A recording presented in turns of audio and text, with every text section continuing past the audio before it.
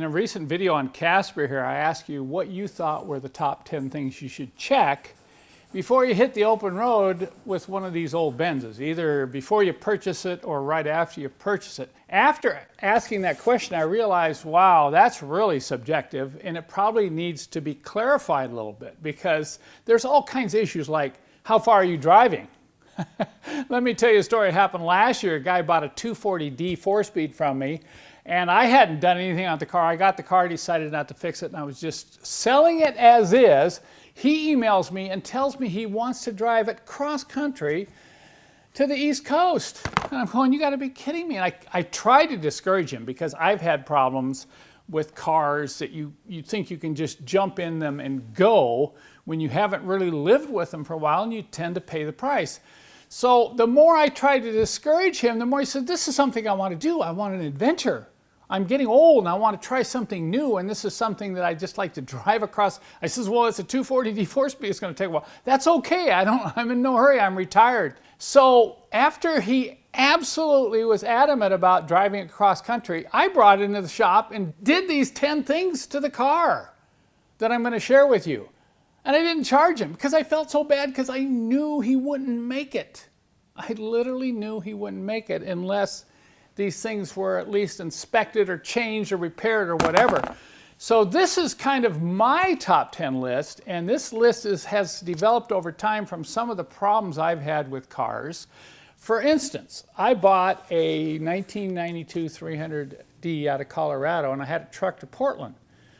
And on the way from Portland to Bellingham, it developed a bad fuel leak back, in the rear of the car. And sure enough, it's almost impossible to fix it. And I got stuck. Literally. I mean, it wasn't a big deal, but I didn't want to be leaking diesel fuel all over the highway going from Portland up to Bellingham. So I don't buy cars and go drive them cross country. I usually have them trucked. I know it's more expensive, but hey, if you get stuck with one of these in some remote area with no parts, no tools, and you have to take it to some shop, it's going to be expensive, okay? So once again, these are the 10 things I do. Top 10 on my list. There's a bunch of other stuff you should do. Like, for instance, somebody says, well, do a valve adjustment. Well, let's say you've bought a car on eBay and it's a couple states away and you want to go pick it up. And, well, you might not be able to do a valve adjustment on it. But you should do these 10 things, even if you have to pay to take it to a shop and have someone do them. Because if you don't, it could get really expensive and really frustrating because you get stranded. I've been stranded a couple times, of course, stranded with a bad fuel hose, but I'll share with you another time I've gotten stranded. So it's only been a couple times. So in those particular cases, I sometimes carry spare parts in my trunk because it's bit me more than once. So the very first thing, number one on my list, of course, and everybody got this one, was fluids and filters. And we'll be going over that in a later video in more detail. We'll talk about certain filters and certain types of fluids I recommend, but I'm not going to do it in this video. I just want to give a summation of these 10 items. And I've got behind me here, filters, fluids, ready to go. And for instance, you can't expect some guy to do a transmission flush. So you're going to have to check the transmission fluid, see if it's fairly clean, and make a decision, or have someone service center somewhere, a mechanic, check your transmission fluid, check your rear end fluid. I would change engine oil and engine oil filter for sure, unless you have a record or a receipt that it's been changed sometime in the last 1,000 miles. Once again, depending upon how far you're driving. I'm very religious about changing oil in these old diesels every 3,000 miles. You can't believe what I've seen on these diesel engines that have been neglected with infrequent oil changes. I have a 240D engine that is literally worn out at 180,000 miles. I took it apart. Excessive ring wear, excessive play in the rings and the lands on the pistons, and extreme ridges on the cylinder walls. How could that happen on a 180,000 mile Mercedes diesel, which is supposed to go 1,000,000 miles? Well, let me tell you, you think you can push 5, 8, 10,000 miles between oil changes, you're taking hundreds of thousands of miles off the engine by doing that. Just a word to the wise, okay? That's the number one thing I have seen Infrequent oil changes lead to excessive piston and cylinder wall wear.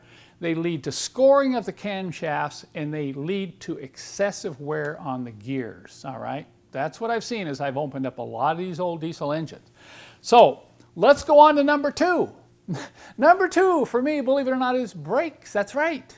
Right behind fluid and filters, you better check your brakes. I remember this time went down to Tacoma. It was about a 2-hour drive from here with my daughter, and we picked up this old 108, you know, and we kind of drove it around, and we got it. We were going to drive it back. I was going to drive in front of her. All of a sudden, we were approaching a bridge, and she started flashing her headlights. It was kind of getting dark, and I looked in the rearview mirror, and I saw smoke coming out of the front, underneath the front tire. And sure enough, we pulled over, and that brake was so hot that it was almost ready to catch the grease on fire. And I've actually seen that happen on some cars.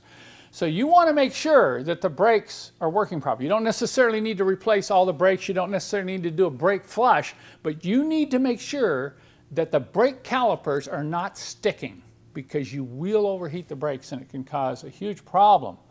So I'm going to just show you another video. I did another video on this when I picked up an old diesel, so I'll put a link in the show more below this video, and I'll show you a couple ways I check brakes easily without having to, you know, jack up the car and take the wheels off and everything. But you definitely want to check those brakes before you go on any kind of trip, particularly with a car that hasn't been driven a lot recently. Now, Casper here had just come out from Colorado, and I was only driving it 45 minutes. So I looked at it a little bit differently than I did look at the Green Ghost, which had been sitting for about 8 years. And of course, a couple of the brakes were frozen, and the tires were bad. So, you know, you got to kind of look at the history of the car, the maintenance records, and some of these things may or may not apply. The third thing is fuel hoses.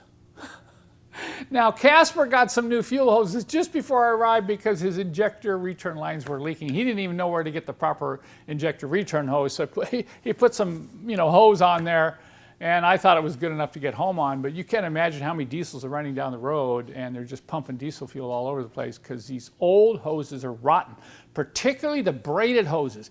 Get rid of any braided hose on that engine, except for the fuel injector return hoses. Now, I've got a whole set of hoses over there. We'll be going over this in a later part of this video series about all the different hoses I'm going to replace on this car. Now, the fourth thing is one of my favorites. You who have watched my videos know how much I harp on this. This is the voltage regulator. This is the one thing that left me stranded 60 miles an hour in a 230E on the freeway. The engine quit dead. And I was literally stranded. I had to get a tow truck. Another time this happened to me on a side road. I mean, actually what happened was I noticed the wiper started to slow down, so I immediately thought, oh, I've got a problem with the alternator. Something's not putting out, and I pulled off the side road, and sure enough, about 3 more miles, it quit. Fortunately, I was off the main highway. And a state patrolman came by, and this was great. He offered to drive me into town. I just went into town and bought a new battery, because I knew if I got a new battery, it was only like 45 minutes from home. So he went into town with me in his patrol car. We got a battery. I put the battery in, and I was able to get home. Now, how is that for service from your local state patrolman? I really was happy with that one. So alternator issues, particularly voltage regulator, this is the one that can leave you stranded. Okay, I don't care if it's a diesel engine, you know, it'll keep running. That's the advantage of a diesel, but boy, as soon as you shut it off, it isn't going to start. And if it's a gas car, you know, it's just going to quit on you. So carry a spare voltage regulator in your trunk. That's one of the things I like. The fifth one is tires. I know some of you said this in some of the comments. Almost all 10 of these items, by the way, were covered in those comments. And I really appreciated all the comments that people left. And most of you were right on. Once again, some of you had different things, but I'm not saying those are wrong, because there's probably 20 or 30 things you should check. These are just my top 10. But on tires, make sure you look at them very closely, and don't just assume because the tread looks good and the tire looks good that they're okay. For instance, look at the wear patterns. This will give you an idea whether or not you've got alignment problems, whether or not the car is going to track good on the road if you see excessive sidewall wear. And look for cracks in the tread, right down in the tread. You'll be amazed at these tires that sit a long time. The sidewalls may look okay, but look at the tread and you'll see cracking in the tread. Now, I picked up a beautiful E320 coupe that had like almost brand new Michelins on it. I thought, this is great. Well, sure enough, even after 6 months, I cannot get the flat spots out of the tires. So if you have somebody inspecting the car for you from a distance and you're going to go drive it home, make sure they inspect the tires, but make sure they also drive it and check for bounce or vibrations, because there's nothing more frustrating than to get out on the freeway and have one of those flat spots. You're going to be driving for hours with the car jumping like this. So tires are number 5. Number 6, flex discs. You're going to have to crawl into the car, or you're going to have somebody get into the car and inspect those flex discs, particularly the one just after the transmission. If that goes while you're driving at freeway speed, you can actually destroy the transmission. I've seen the drive shaft come off and wrap around the shift rod and actually rip it right out of the transmission, bend the shift rod and ruin the valve body inside the transmission. So this is something you don't want to mess with, these flex discs, particularly on these old cars. Once again, been sitting for a long time. That's really important. Now, number 7 are lights. I've got a headlight out on Casper here, so I'm going to have to do some headlight work and check. I just did a quick walk around before I drove it back, but you know, you got to make sure all your lights are working, all the flashes are working. You might even have corrosion in some of these bulbs. You may have to take the bulbs out and clean the bulb holders and put a little silicone dielectric grease in there, but really do a good inspection on your lights, particularly the dash lights. Make sure they're working, because you're going to get out on the open road at dark, and let me tell you, if you can't see those engine instruments, that's not good. It can be really frustrating. I remember one time my dash lights when I'm sitting there driving with a flashlight. So take a flashlight with you, okay? That's real important. Take gloves, take a flashlight, take some tools, and possibly extra parts if you have the opportunity to do it. Number 8 are fuses. Open the fuse box. You cannot believe how many of these old Mercedes have bad corroded fuses in the fuse box. I'm going to show you the fuse box in Casper here in a few videos from now, and you'll get to see the condition of those fuses. But all of a sudden, things will stop working. And it's not even a blown fuse. It's just the connection, the problems. With those corroded aluminum fuses, you get that dissimilar metal corrosion. Have the mechanic or whoever's inspecting the car make sure he opens up the fuse box, make sure all the fuses are good. Preferably has the newer style copper brass alloy fuses that we offer on my website. Now, number 9 is front suspension. Now, this is a tough one. I don't think you're going to have the opportunity to have the car taken to a front suspension shop, but you can ask the mechanic check for steering play, and you could even check this yourself. Real bad front suspensions, you can actually get on them and rock them back and forth. You can feel play. It could be wheel bearing play, or it could be upper control arm play. That's a real problem on some of these old Mercedes. These upper control arm ball joints will wear out, and you don't want that to go out on you. This is a serious safety issue. Those upper control arms can fail. The sway bar ends can break, and it can actually cause the suspension to fail on the car. And that's something you do not want to happen at 65 to 70 miles on the open road. Now, the last thing is one thing that somebody got this one. I was very proud of that, and that's check your exhaust. Check the little exhaust hangers, okay? The little donuts that hold that exhaust system in place. I would say 8 out of 10 Mercedes that I get, they're cracked. Some of them are even gone or missing. I'm going to put a link in a recent video I did and show you what can happen. You'll have, if you lose all these, the exhaust system can fall down on the road. So that's something a lot of mechanics won't catch or people won't think about, but check the exhaust system before you head out on the open road. So that's my 10. You don't have to watch this video again, because what I'm going to do is I'm going to just type the 10 of these out and put it in the show more part of the description. Just click on show more below this video, and I'll put a bunch of other links in there, links that I've done on other things related to these 10 items. You know, things like fuses, voltage regulator, flex discs. I'll just put links in there for other videos, because it's not worth me reshooting every video on every one of these.